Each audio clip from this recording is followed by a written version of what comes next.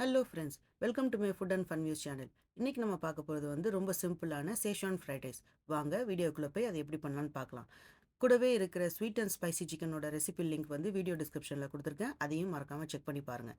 வீடியோ கடைசி வரைக்கும் ஸ்கிப் பண்ணாமல் பாருங்கள். வீடியோவை லைக் பண்ணுங்கள், ஷேர் பண்ணுங்கள், சப்ஸ்கிரைப் பண்ணுங்கள். தேங்க்யூ ஃபார் வாட்சிங்.